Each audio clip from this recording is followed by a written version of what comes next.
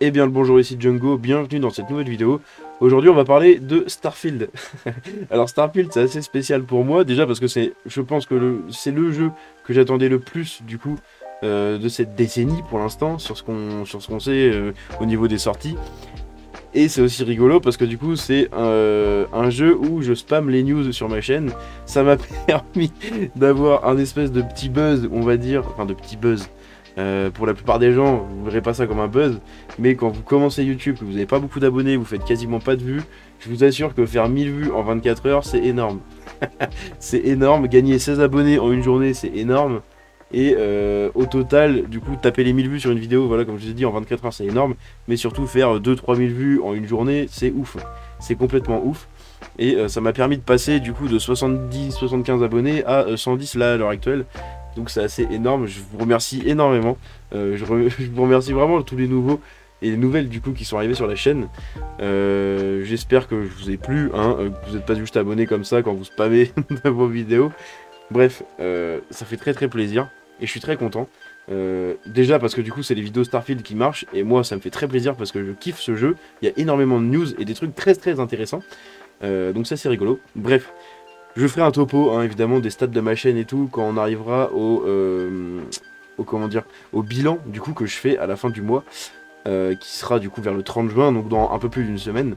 Et ce sera très très intéressant quand même, parce que je suis passé de 50 abonnés à 110, et mes stats elles ont littéralement fait comme ça. C'est parti en flèche, mais un truc de malade. Bref, c'est pas le sujet d'aujourd'hui. On va attaquer tout de suite l'article. Donc, Todd Howard pense vraiment à faire un RPG spatial de style Starfield depuis 25 ans. Alors, c'est énorme, parce qu'on sait que ça faisait très longtemps qu'ils y pensaient, ça faisait voilà 25 ans et tout, mais faut se dire quand même, il y a 25 ans, on était en 98. En 98. Parce que là, maintenant, se dire, ouais, ça fait 25 ans qu'ils y pensent, ouais, c'est stylé, c'est stylé.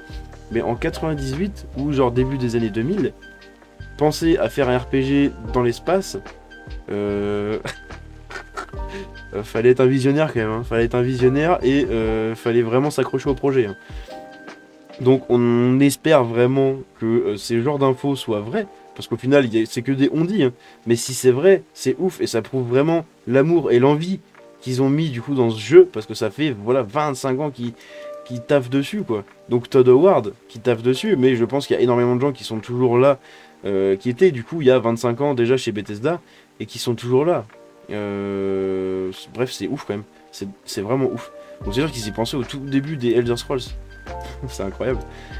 Un Howard de 27 ans aimait le son d'un RPG spatial. Donc il avait 27 ans hein, quand il commençait à y penser, là il en a 52. Il s'avère que Todd Howard pense à faire un RPG spatial depuis environ 25 ans, la moitié de sa vie, hein. Maintenant, Todd Howard est à Bethesda depuis incroyablement longtemps, plus longtemps que certains membres du personnel de ce site web ne l'ont été en fait. Les utilisateurs de Reddit ont réussi à découvrir une conversation sur le forum depuis 97 entre Todd Howard et d'autres utilisateurs, et elle contient des détails assez intrigants. Maintenant, un RPG spatial, ce serait quelque chose, écrit la version de 97 de Todd Howard sur le forum internet archivé par Google. Putain, c'est vrai en fait. C'est vrai, mais c'est incroyable. Un Todd Howard de 27 ans qui aurait été fraîchement sorti de Skynet et de The Elder Scrolls 2 Daggerfall en 96 pensait déjà à un RPG dans l'espace.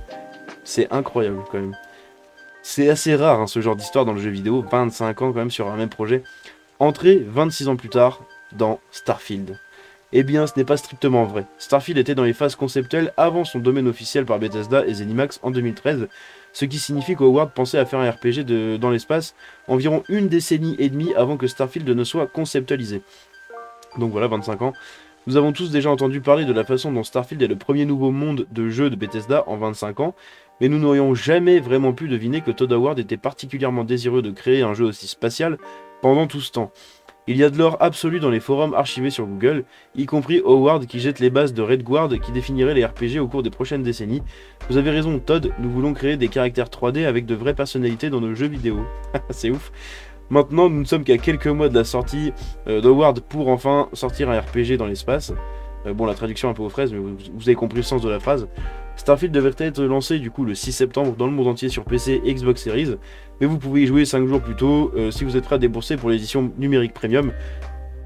Allez voir ma vidéo coup de gueule du coup et ma réponse à Julien Chiez. Je parle de ça dedans, hein, des 300 balles pour l'édition collector de Starfield.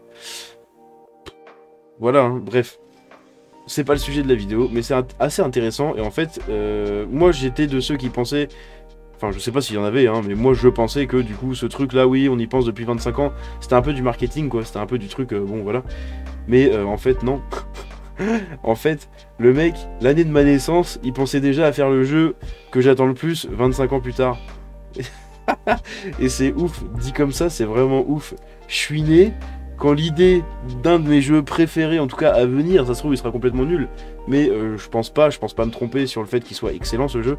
Bref, le mec il pense du coup au jeu, enfin à un de mes jeux préférés depuis que je suis né.